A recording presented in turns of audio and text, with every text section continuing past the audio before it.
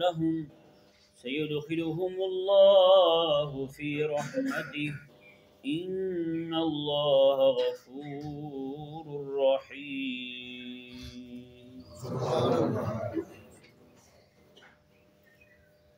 پیچھے ان دیہاتیوں کا ذکر ہوا جو کفر میں اور نفاق میں بڑے سخت تھے.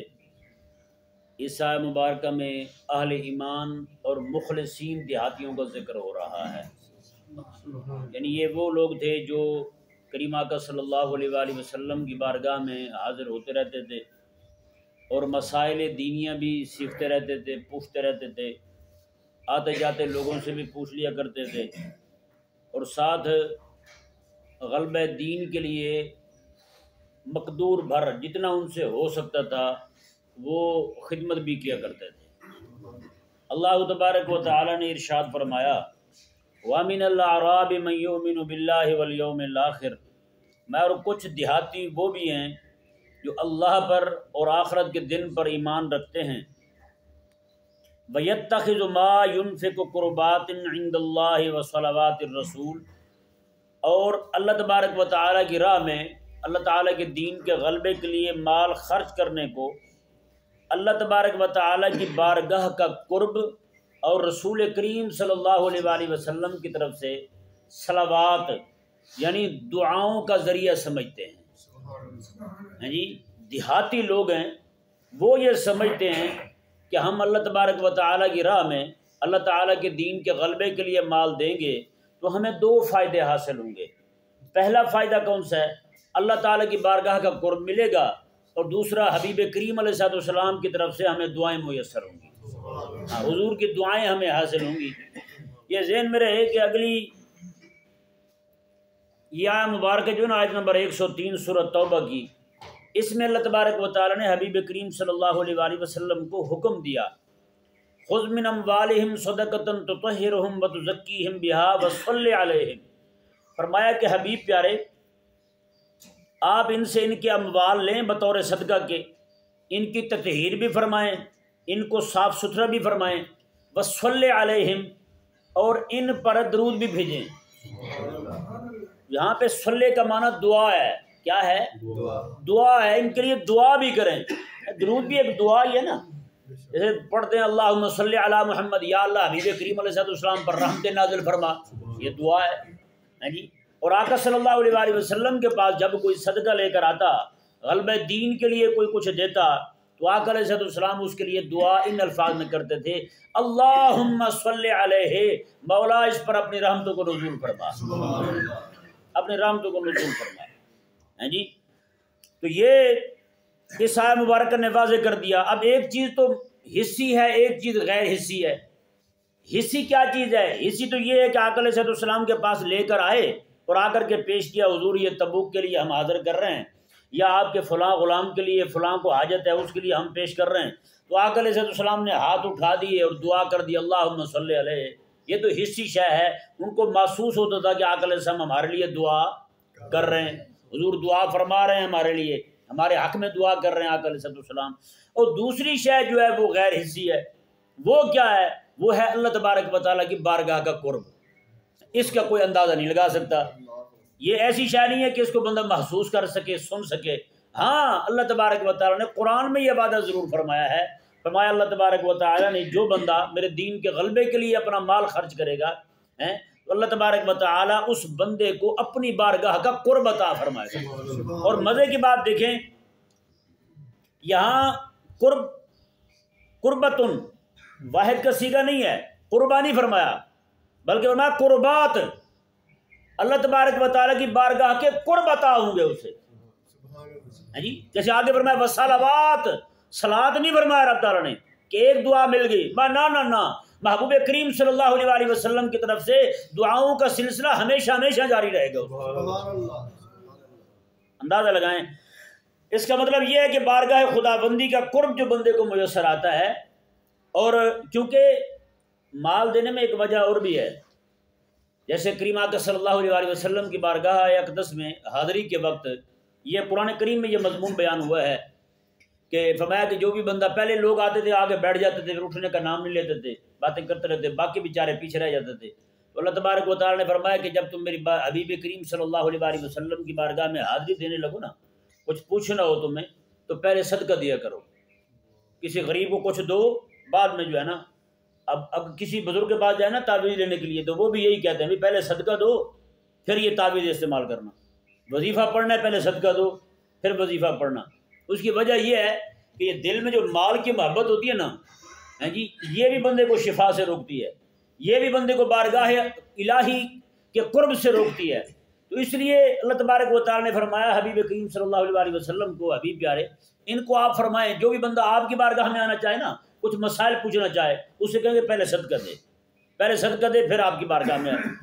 اللہ اکبر۔ یہ آیت مبارکہ ادھر نازل ہوئی، حضرت علی رضی اللہ تعالیٰ نے آگے کچھ پیسے صدقہ دیے اور سیدھے حضور کی بارگاہ میں آئے، آ کر کے کچھ سوالات پوچھے، آقا علیہ السلام سے ان کا جواب پایا۔ جیسے حضرت علی اٹھ کے گئے، ادھر اللہ تبارک و تعالیٰ نے دوبارہ پھر وہی حکم عطا فرما دیا، میں کہ بغیر صدقے کے بھی تم میرے حبیب سے بات کر سکتے ہو۔ یعنی یہ وہ ہدایت ہے جس پر اس کے وجوبی حالت کے اندر عمل کیا تو صرف حضرت سیدنا مولا علی رضی اللہ تعالیٰ عنہ نے کیا۔ مستحب اب بھی ہے، اب بھی ہمارے شیوخ علماء جو ہیں وہ جب بھی جاتے ہیں آقا علیہ السلام کی بارگاہ میں تو پہلے وہاں کے فقراء کو دیتے ہیں۔ یہ حاجی صاحب بھی نال تھے، ہمارے ساتھ تھے، نال تھے، یہ ساتھ تھے، تو میں نے سب کو کہا، میں نے کہا جی جمع کریں سارے پیسے اور یہاں کے فقیر ہیں نا ان کو دیں، اس کے بعد حضور کی بارگاہ میں حاضری ہوگی، ٹھیک ہے نا۔ یہ وہاں کوشش کرنی چاہیے کہ مال کی جو محبت ہے نا یہ بندے کو بڑا لپیٹتی ہے، نہیں سمجھ آیا؟ اور اللہ تبارک و تعالیٰ نے بھی اسی چیز پر فرمایا، جہاد پر اور مال دینے پر خاص طور پہ اللہ تبارک و تعالیٰ نے ارشاد فرمایا، کیونکہ کئی سارے لوگ جو نا وہ جان دینے کو جلدی تیار ہو جاتے ہیں، پیسے دینے کو تیار نہیں ہوتے۔ پیسے دینا ان کے لیے بڑا مسئلہ ہوتا ہے، وہ کہتے ہیں یار پیسے چلے گئے تو پھر کیا بنے گا۔ ایک بندہ فوت ہو رہا تھا، انتہا درجے کا بخیل تھا، اعلیٰ کوالٹی کا، مرنے لگا تو کسی نے کہا کہ یا کو صدقہ کر دو، کہنے لگا جان صدقہ کر رہا ہوں اور کیا کروں، جان تو دے رہا ہوں اور کیا دوں اللہ کے نام میں، بولا بتا اور کچھ رہ گئے پیچھے میرے پاس، بولا اللہ اکبر کبیرہ۔ تو حضرت شیخ سعدی رحمہ اللہ نے بھی بیان فرمایا، آپ فرماتے کہ بندہ ایسے بخیل تھا، وہ مرنے لگا، اسے کسی نے کہا یا تو مدرسے کے بچوں کو بلا کے قرآن پڑھوا دو یا پھر ایک بکرا جو ہے نا وہ ذبح کر کے اس کا گوشت بانٹ دو غریبوں کو۔ کہنے لگا بکرا ذرا دور ہے تو مولوی ذرا قریب پڑھتے ہیں، ان کو بلا لیتے ہیں گھر میں قرآن پڑھا لیتے ہیں۔ شیخ سعدی رحمہ اللہ نے آگے بات کی، آپ فرماتے ہیں کہ جس طرح کا وہ بخیل تھا، ممکن ہے وہ بکرا ذبح کرتا، بکرے کے خون نکلنے سے پہلے اس کی روح نکل جاتی ہے جی، یعنی وہ مرتے مرتے بھی بخل اور کنجوسی کا ایک جو ہے نا وہ معیار مقرر کر گیا، لوگوں کو بتا گیا بھائی مرتے ہوئے بھی کچھ ہاتھ سے نہیں دینا چاہیے، بچت کرنی چاہیے۔ بہرحال اللہ تبارک و تعالیٰ نے ارشاد فرمایا جی دیکھیں یہ مال جو ہے نا اللہ تبارک و تعالیٰ کے نام پر صدقہ کرنا، یہ دل سے مال کی محبت نکلے تو اللہ تبارک و تعالیٰ کی بارگاہ کا قرب ملتا ہے۔ حضرت باعث بستامی رحمہ اللہ، آپ جو نا ایک بندہ آیا، اس نے دیکھا آپ کی بہت بڑی حویلی ہے، اس حویلی کے اندر بہت سارے گھوڑے بندھے ہوئے ہیں اور وہ گھوڑے جو ہیں ان کے جو قلعے ٹھکے ہوئے ہیں وہ بھی چاندی کے بنے ہوئے ہیں، بتائیں، اور ان کے جو منہ میں ڈالی ہوتی ہیں کیا ہوتی ہیں وہ لوہے نکیل، وہ سونے کی تھی۔ دیکھ کے تو ایک بندہ کہنے لگا، انہوں نے کہا ولی مالدارت، ولی بھی مال رکھتے ہیں؟ حضرت بائی بسامی رحمہ اللہ فرمانے لگے ولی مالدارت ولیکن یار را دارت، ولی مال تو رکھتا ہے لیکن رکھتا یار کے لیے ہے، رکھا اسی کے لیے، پالا اسی کے لیے ہے، اتنا فرمایا۔ اور ساتھ ہی فقیروں کو فرمایا یار جتنا جی چاہتا ہے گھوڑے لے جاؤ، پانن فانن پوری حویلی گھوڑوں سے خالی ہو گئی۔ اندازہ لگا، میں ولی مال تو رکھتا ہے لیکن رکھتا یار کے لیے، اسی کے لیے پالتا ہے، اسی کے لیے سارا کچھ کرتا ہے۔ کاش کہ ہمارے دل میں بھی یہ جذبہ پیدا ہو جائے کہ ہم رسول اللہ علیہ السلام کے دین کے غلبے کے لیے اپنا مال خرچ کرنے والے بنے۔ دیکھیں یہ پوری سورۃ توبہ شریف، یہ جو جتنے بھی مضامین بیان ہو رہے ہیں آپ کے سامنے، یہ تبوک کا ہی ذکر چل رہا ہے نا، تبوک کا ذکر چل رہا ہے۔ عین تبوک کے حالات کے اندر اللہ تبارک و تعالیٰ نے یہ مسئلہ بیان فرمایا، جب صحابہ کرام علیہ رضوان جو ہے ایک دوسرے سے بڑھ چڑھ کے اپنا مال دے رہے ہیں۔ اس سے ثابت کیا ہوتا ہے یار؟ ثابت یہ ہوتا ہے کہ جب مجاہد کو کافر دشمن حملہ کر دے مسلمانوں پر، اس وقت مجاہد کو جہاد کے لیے ہتھیار لے کر دینا سب سے بڑا اجر والا کام ہے۔ مجاہد کو جہاد کے لیے ہتھیار لے کے دینا کیا ہے؟ سب سے بڑا اجر والا کام ہے۔ اور جس وقت کافر جو ہے وہ اسلام کی نظریاتی سرحدوں پر حملہ کر دے تو اس وقت اسلام کی نظریاتی سرحدوں کی حفاظت کرنے والا عالم جو ہے صرف وہی عالم جو دفاع کر رہا ہے بس، اس کے علاوہ نہیں۔ جو کلخانی اور تلیسویں پہ سر پھنسا کے بیٹھے ہوئے نا، ان کی بات نہیں ہو رہی۔ 11ویں شریف پہ دلائل دیے جا رہے ہیں، ان کی بات نہیں ہو رہی۔ خاص اسلام دین، عقائد اسلامیہ جو ہیں، عقائد قطعیہ جو ہیں جی، ان پر جو حملہ آور ہو چکے ہیں اس وقت کافر، اللہ تعالیٰ کی توحید پر حملہ آور ہے، رسول علیہ السلام کی نبوت اور ختم نبوت پر حملہ آور ہے۔ ایسے حالات میں جو بندہ اس محاذ پہ کھڑے ہو کے دشمن کے مقابلے میں ڈٹا ہوا ہے، اس بندے کی ہر طرح کی ضرورت پوری کرنا اس دور کی سب سے بڑی نیکی ہے، سب سے بڑی نیکی ہے۔ جیسے دشمن حملہ کرے اسلامی سرحد پر، اس وقت اللہ تعالیٰ کے دین کے غلبے کے لیے مجاہد کو مال دینا، یہ دو فضیلتوں کا سبب ہے۔ پہلی فضیلت اللہ تعالیٰ کی بارگاہ کا قرب، اور دوسرا حبیب کریم علیہ السلام کی دعا، حبیب کریم علیہ السلام کی دعا کا حصول۔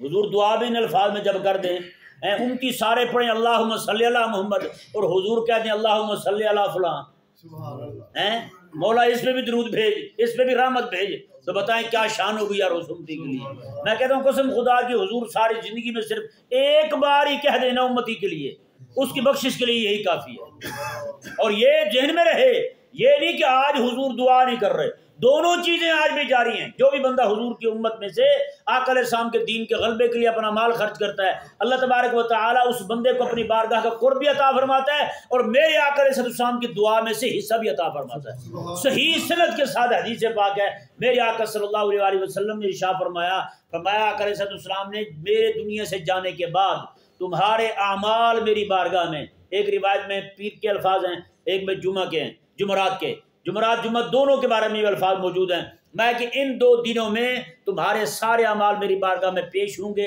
تمہارے اعمال اچھے ہوں گے تو تمہارے لیے میں خوش ہوں گا قبر میں رہ کر بھی، اگر تمہارے اعمال جو ہے وہ خراب ہوئے تو وہاں بیٹھ کے تمہارے لیے بخشش کی دعا مانگتا رہوں گا۔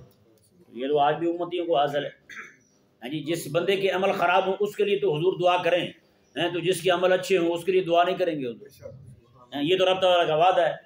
اللہ اکبر کبیرہ۔ اب دیکھیں جی، اللہ تبارک و تعالیٰ نے ارشاد فرمایا الا انہا قربۃ لہم، خبردار، اللہ تبارک و تعالیٰ کی بارگاہ کی نزدیکی اور حبیب کریم صلی اللہ علیہ وسلم کی طرف سے اس بندے کو دعا مل جانا، میں خبردار، یہی ان کے لیے قربت کا سبب ہے، بس یہی ان کے لیے قربت کا سامان ہے، یہی ان کے بارگاہ الہی کے مقرب ہونے کی دلیل ہے۔ کسی بندے کو توفیق مل جائے کہ وہ اپنا مال خالصتاً اللہ تعالیٰ کے دین کے لیے خرچ کرنا شروع کر دے، اندازہ لگائیں، یہ کوئی چھوٹی بات نہیں ہے۔ اور مزے کی بات دیکھیں، اللہ تعالیٰ نے اللہ کہہ کے بتایا ہے۔ مٹھائی کی دکان پہ کبھی آپ نے دیکھا خبردار لکھا ہوا؟ مٹھائی کی دکان لکھا ہوتا نہیں، نہ لکھا ہوگا۔ کہیں پہ کپاس پڑی ہو خبردار لکھا ہوگا، ٹرانسفارمر کھڑا ہو وہاں خبردار لکھا ہوا، بڑا ٹریلر جا رہا ہو گیس کا بھرا ہوا وہاں خبردار لکھا، پرے میں پرے تھوڑے جاؤ، دور رہنا، لڑے نہ ہونا۔ اسی طرح کر کے وہ پیٹرول کا، ڈیزل کا، گیس کا بڑے بڑے کنٹینر جا رہے ہوتے ہیں، پیچھے لکھا ہوا خبردار بھی پیچھے رہنا، تھوڑا سا آگے نہ آنا۔ اللہ اکبر کبیرہ۔ اللہ تبارک و تعالیٰ نے بھی فرمایا میں خبردار، یہ 2 کام جو ہے نا، یہ یقینی بات ہے، یہ بندے کو قرب دینے والے ہیں، خبردار ان کے بارے میں کسی شک میں مبتلا نہ ہونا، کسی شک میں مبتلا نہ ہونا۔ یہ 2 کام جو ہیں، بندہ اپنا مال خرچ کرے تو اس کے نتیجے میں کیا ملنے والا ہے؟ اللہ تعالیٰ کی بارگاہ کا قرب اور حبیب کریم صلی اللہ علیہ وسلم کی دعائیں۔ دعائیں یہ قیامت تک کے لیے امتی کو مل رہی ہیں، اور قیامت تک جو بھی بندہ اپنا مال اللہ تعالیٰ کے دین کے لیے غلبے کے لیے خرچ کرے گا، اس کو اللہ تبارک و تعالیٰ اپنی بارگاہ کا قرب عطا فرمائے گا، چاہے اس کو دنیا والے جو بھی کہتے رہیں، چاہے جو بھی کہتے رہیں۔ آج ہمیں شرم آتی ہے یار، کسی کو جا کے کہتے ہو یار آپ جو نا اپنا پیسہ یہاں لگا دیں دین کے غلبے کے لیے، تو کام تو بہت ہو رہے ہیں، لیکن خاص اس فکر کے ساتھ کام جو ہے نا، یہ ہمارے ہاں بہت کم ہے۔ نہ یہ نظریہ پایا جاتا ہے، نہ یہ سوچ دی جاتی ہے ہمارے ہاں بس جس کو بھی دیکھ لیں بس چھوٹی چھوٹی باتیں لے کے اسی کو اچھل کود کر رہے ہیں۔